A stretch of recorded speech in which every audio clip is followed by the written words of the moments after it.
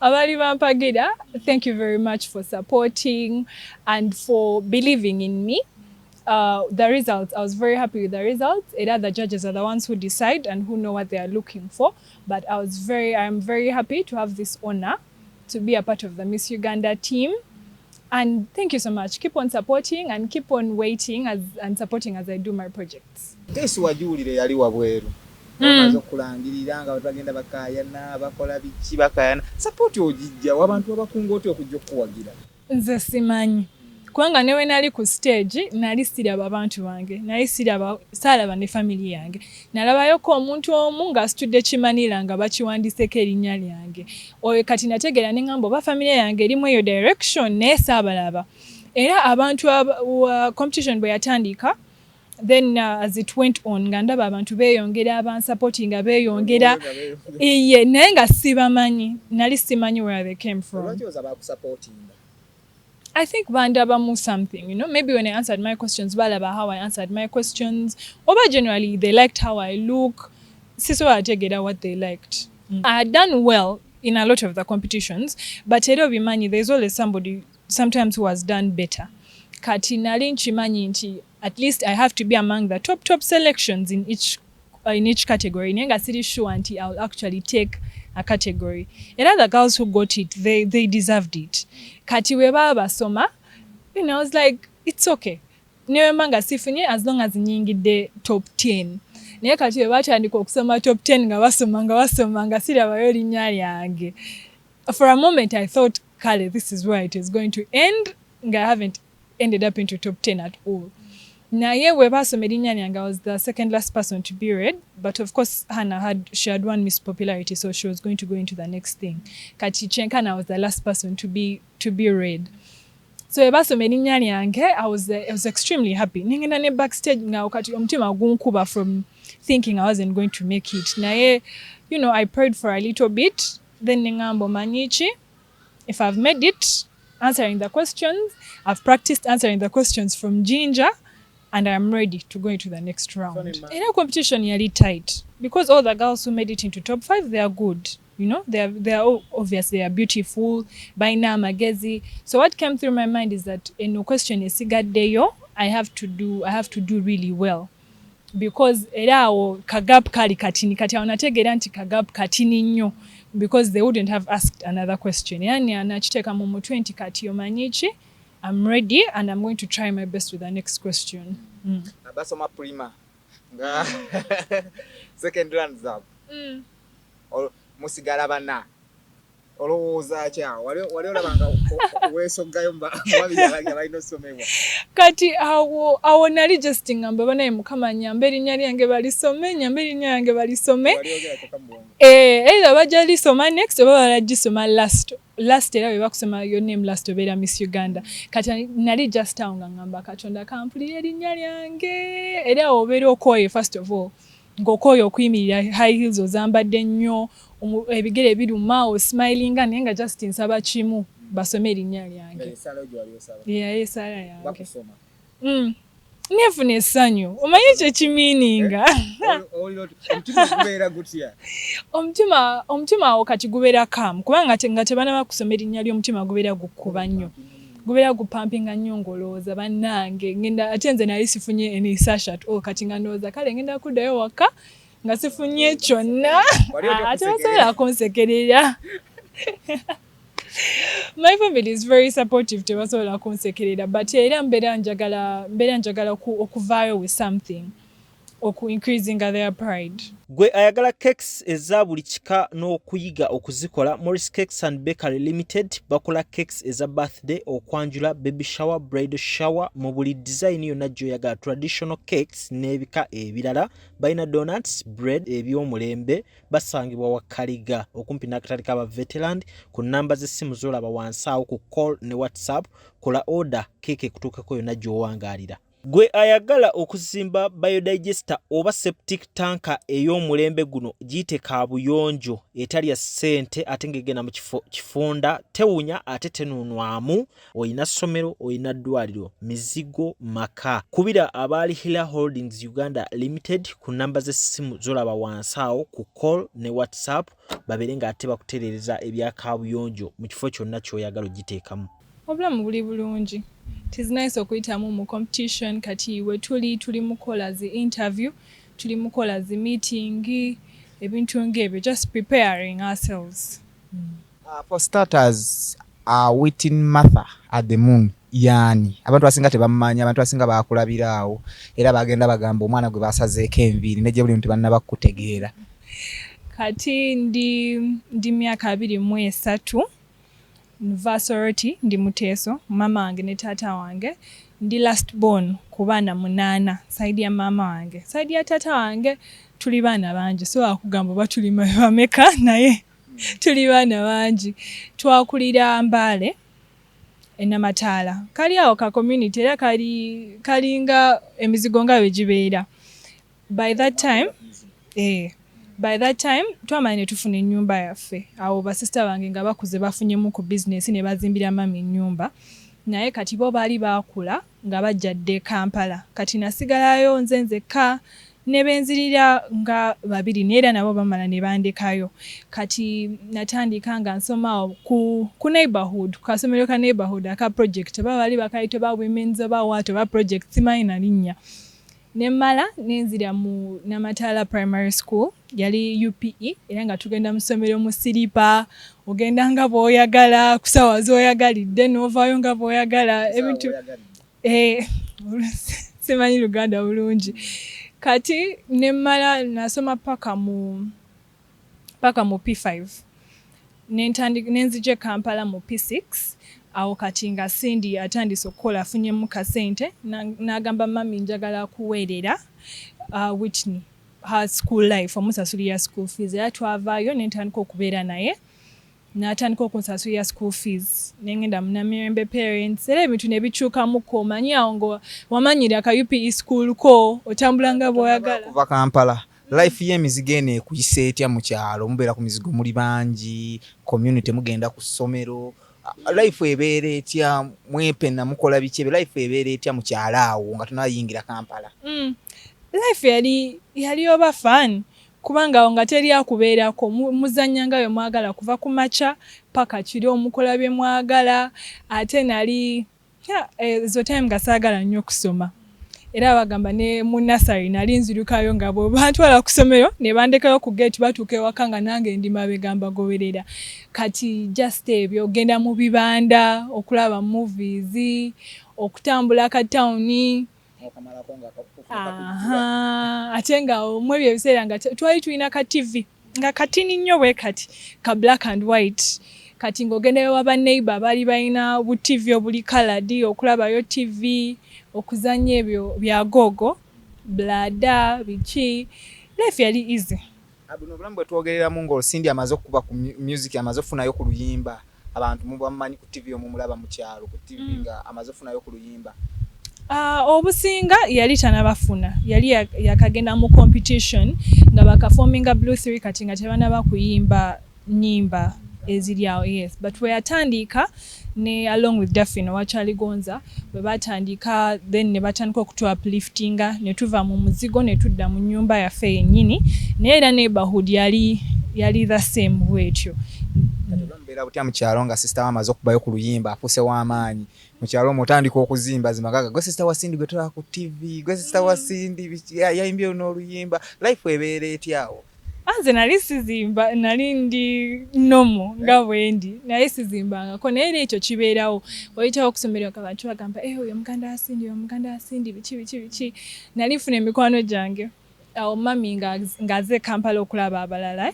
Kati ngafuna emikwano gyange sijjukira ali bayita ba team n'omulala simujjukira bulungi ne tuyimbamu awo ennyimba za Blue 3. Awo kati nga tumaminga ennyimba kati it was just fun. Nali siramulaba nnyo apart from we bajja era nga ku Christmas ku Easter biki ne tuhanginga out nga family. omwami atuuka e Kampala olusindi akubye oluyimba bakuleeta mu kibuga ova mu kyalo mikwano gyo gisiibula tewaddirayo ddala mu kyalo. Nali nzirayo naye era nali sitera kuddayo. Nali njirako lumu na lumu abamu best friend wange mmanyi gyali yasomera wano Kyambogo biki naye saatera kuddayo nnyo kubanga nayingira mu boarding ate omanyi boarding tosobola kuvaayo nnyo but once in a while nzirayo.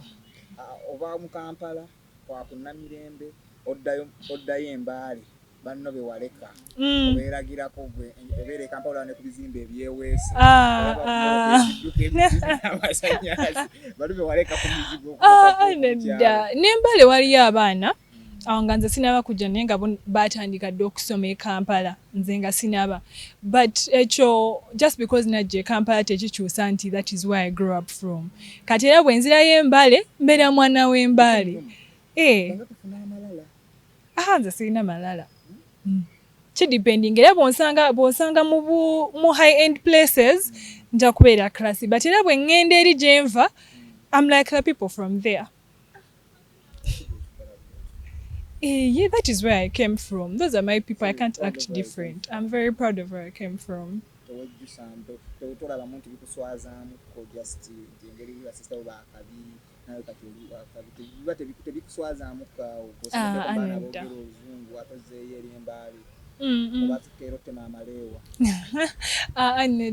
Family affair, now we all came from humble backgrounds. Then in the Okutuka went to say it makes me even prouder of where I came from. Kwanga Chidaganti, I came from far. I've worked very hard to reach here. Kati just mbera msanyufu. Now Cindy akulete Kampala. Akutandisa kunnamirembe. Obulambu beera butya? Obulamu bwali different nnyo. Nga ndaba ebintu ebyo baleese ebipya nga nze sibirabangako sibitegeera. Era waliwo ekyo olumu ng'abantu abamu they want to be your friends only because of your sister. Ate ekyo nali sikimanyi nga saakirabangako Embaale. Kati nali nina okwekyusa nga nina okwekenga the people I'm becoming friends with, the things I'm doing, the things I say about my family. Kati awo nentandika okubeera a bit more reserved. Kwanga awo nga tomanyi omuntu oba akwagaliza ki, why are they coming close to you, but era nenfunamu some really good friends. So your sisters yateranga kujja nakola kusomera? Yali ngajja. Tozimba era? Nedda. Era wamaanyi. Kampala alina oluyimba. Wamaanyi but nze ng'omuntu I'm a very down to earth person. Techikyusa who my sister is or where I have come from. I'm still the same person. So you went to Namirembe Primary?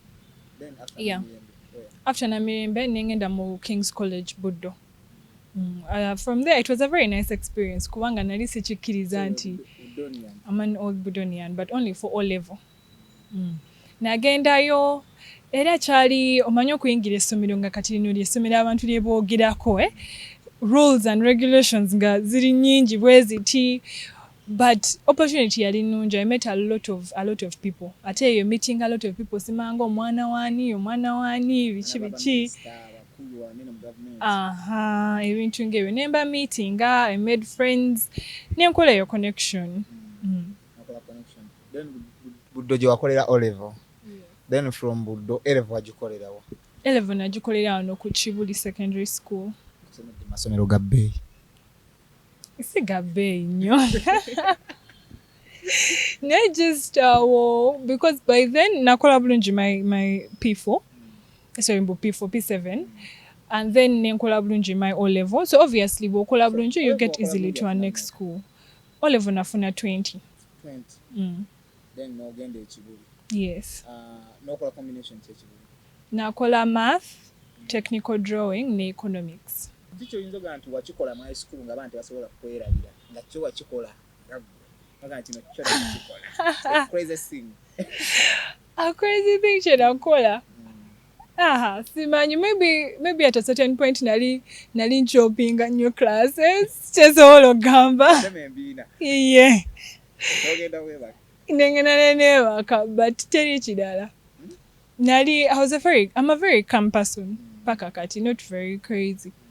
Ate teyali okozeeko mu bulamu obwa bulijjo ekiri crazy ng'okyali mu ssomero before nga tonayingira university ekiri crazy nga gwe omuntu? like omuwala nti banaddukako mu nnyumba nenyingira endongo oba nakolako kimugamba nasanga nti nakaleze tukola kino oba tukola bino.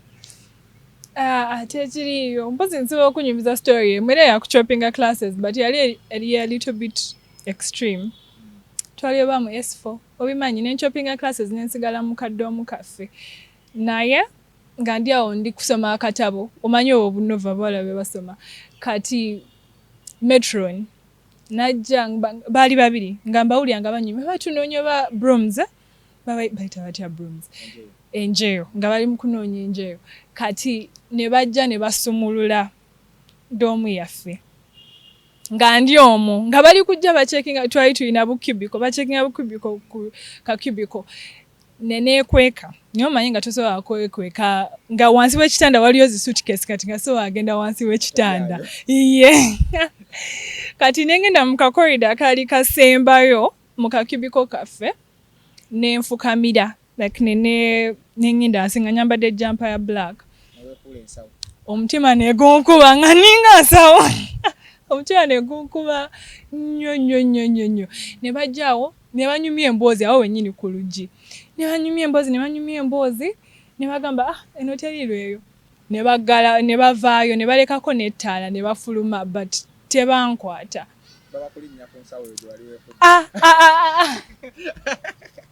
so nakirowoozaako kati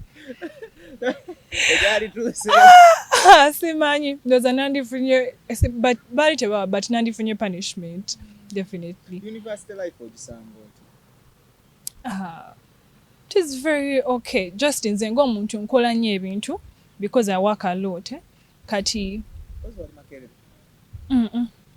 nali nasomera bukalasa kwa nakola diploma in agribusiness management but nali just nkomawo I work on weekends kubanga nkola ku Chaligonza so I work on weekends olumu nina gigs za makeup olumu nina eza modeling kati mbeera sikola kintu kimu at the same time nkola a lot of things. Makeup artist? Yeah. Osiga makeup? And you do modeling? Yeah. Well, first nkola ya modeling wa Chaligonza sikola modeling ono w'okutambula nkola mainly modeling ow'ebifaananyi commercial advertising things ebintu ng'ebyo. Nali nkozeko ne there is a company ekola ebizigo bakola ebizigo bya Glow is it nakolako nabo for like a few months back then I stopped everything so that I can concentrate on because Miss Uganda was coming up I can concentrate on Miss Uganda and my other work with Chaligonza. So bangai wa graduating nawe unyanze naye manyo lwa senior 4 batoina abiri nedda nakusanga tokutoka ati wa senior 4 manga graduate mulamba tetuna wako graduating but I finished though to graduating ndoza mu April yana kusanga ngo Miss Uganda iye nga institute representing the world iye so kati Miss Uganda akusanga omaliriza okusoma okubiyinja mu bali okyasoma era idea ogijjawa esalawo oyinze Miss Uganda. Miss Uganda yansanga nga maliriza okusoma.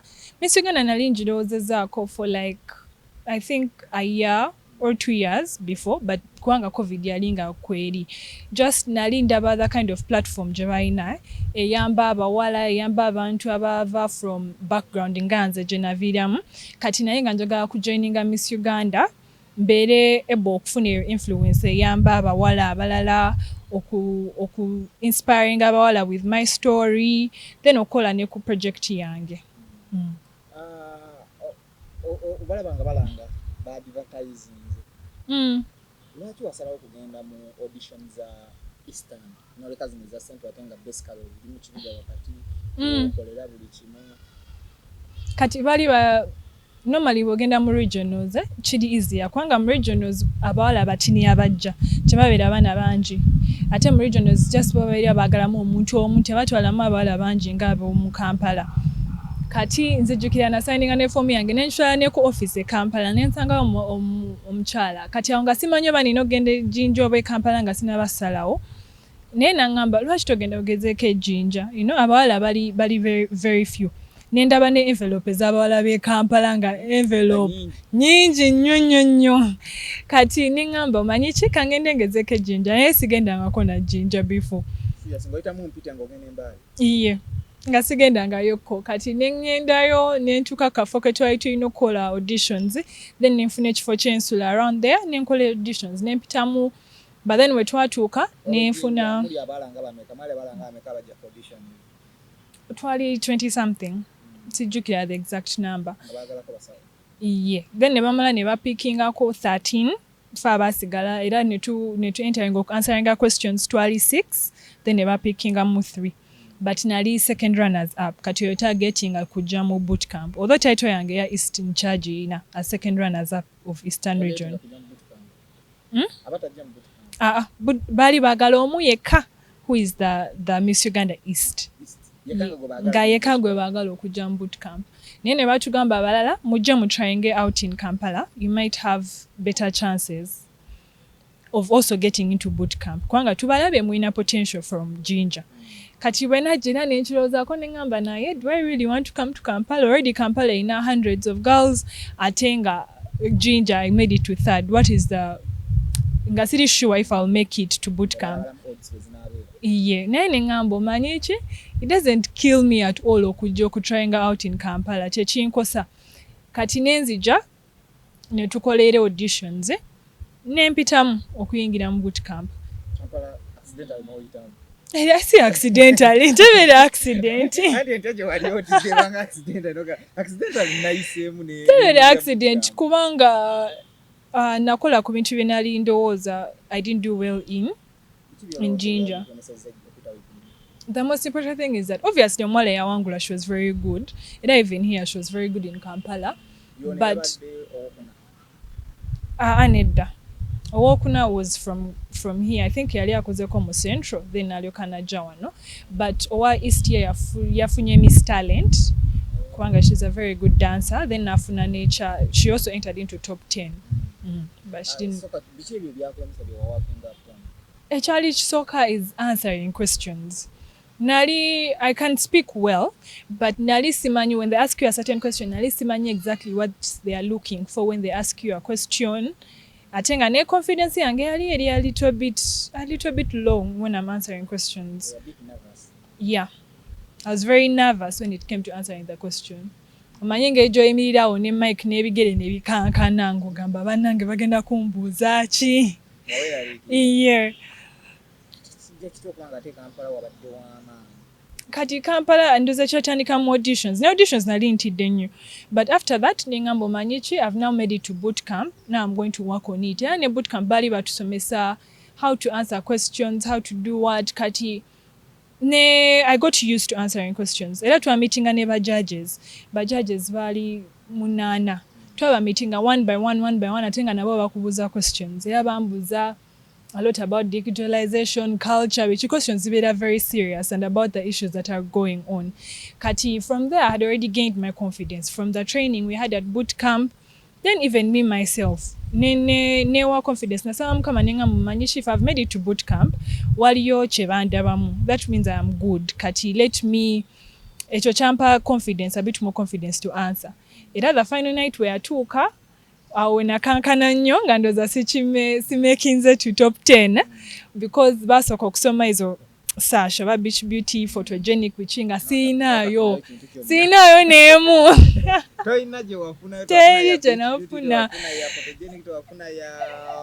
sibanga sports talent zonna nga siinayo lwaki wasalawo gosala enviri ku mutwe others balina enviri negwe wasala enviri nobeera oli bibyo lwaki wasalawo obeere bwoti obeere bibyo ekisooka sirowooza nti okubeera n'enviri oba obutabeera n'enviri kidetermininga how beautiful you are ekyo kiri enviri kale ziri addition wali abantu abalayika bulungi nga bazirina oba tebaziina so tekiri ekyo but for me enviri ndi muntu I'm a very calm person but then I also like adventurous things njagala nnyo okubeera bold and confident and to go out there kati enviri enyimpi ziri bwezityo because nobody expects that everybody expects if you're a girl your hair should be long so short hair is unexpected and it shows confidence. It's like it represents who I am. Kati simu ofuna mmeka olunaku oluvannyuma lw'okutuuka Miss Uganda? Essimu zibeera nnyingi era a lot of people are calling to say congratulations abantu abalala besitamanyi olumu abaagala interview but I don't know how they got my number either. Simanyi, but if somebody's speaking and if somebody's calling to say congratulations, I'll say thank you back and I'll ask why they are calling me and who they are. Kubanga simala gakwata bukwasi simu ez'abantu besitamanyi nsigalawo. Nedda sikwewulira. But era bw'onkubira nga omanyi nti sikumanyi, you should expect for me to ask who you are and why you're calling. Kiri automatic. Omuntu ayinza okubuuza lwaki tewasalawo kugenda mu music like your sister Sim. N'olusalawo ojja mu bino bya fashion ne modeling. Wadde kale ne sister gyali mu fashion. Naye lwaki tewakubamu lwaga? Family yaffe eri very twaganye ebintu ebiri creative era nga abayimbi aba fashion biki naye nze ng'omuntu siri muyimbi. Sikyewuliramuko. Siyimbangamuko. Tewewuliramu wadde kale akasayibwe kati akakubamu lwaga. Era buli omu ayimba bino engeri gy'obeerawo ne weeyimbira akayimbako naye nze ng'omuntu siri I'm not an artist. Kiki osinga okweyagalako? Kyensinga okweyagalako ku mubiri gwange. Njagala nnyo omubiri gwange nga bwe guli. Ndowooza buli kimu nkyagala ku mubiri gwange. Buli kimu ku mubiri kanjogere mu Luzungu. Everything on your body is there to perform a certain function and to be a certain way. Kati, I love my body the way it is. Message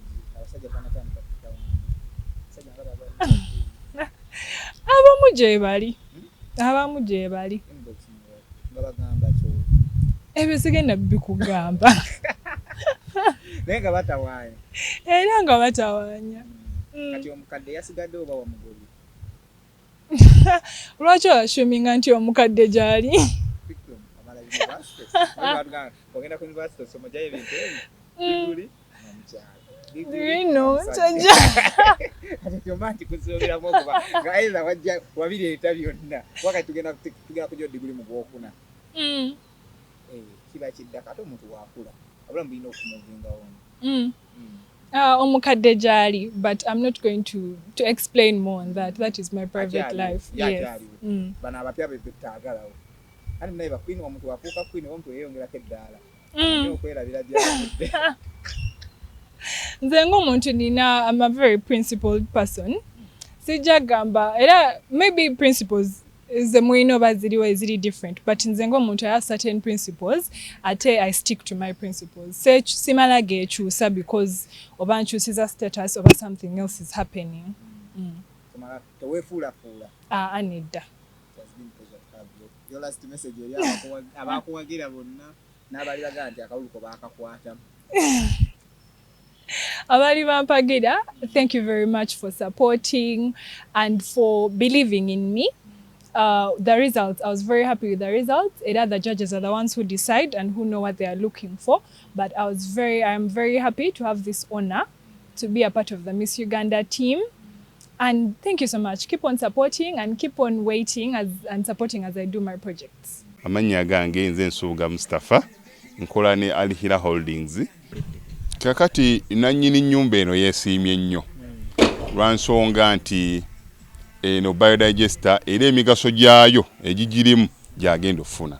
Ekisooka tagenda keera lunaku agambe nti bannange si septic yajjudde nti nno ajjaleta ekimotoka ate kimuggyako ssente ng'olwedde yagizimba. So biodigester tegenda keera ku makya nti ejjudde. So nawe nkityo ogwo omugaso gwe gusinga kubanga eri gundi yaffe twagikolanga naye ate era still ng'ejja n'ekulya lwa nsonga nti ebeera etuuka n'ejjula, so etuuka ng'esigala ekulya wadde ng'ate wagiteekamu ssente yo nnyingi. Ekyokulala nti beauty ye egenda vaayo eya compound nti nno pavers zigenda kuva eri engulu yonna gye mulengera paka eno amazzi era gagenda draininga gano ag'enkuba nga gagenda mu kaala akali ebbala awo nti nno beauty y'olujja egenda vaayo bulungi nnyo. Newe manjagala simbawo muddo kisoboka. Aha.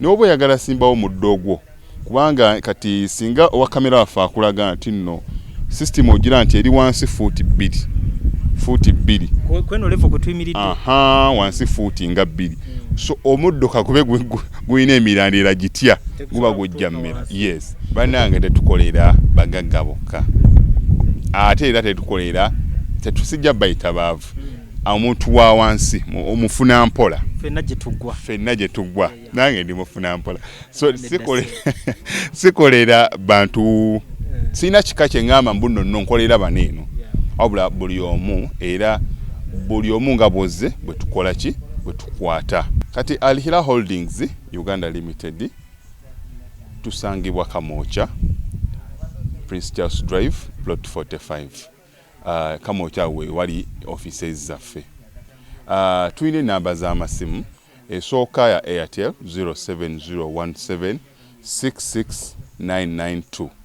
neya MTN 0789224230 abasinga batumanyira mu biodigester kuba bwe tuvudde nnyo mu kamera naye nga abaklanti baffe abapya n'abakadde bagenze bakitegeera nti no ne general construction yenna mwetuli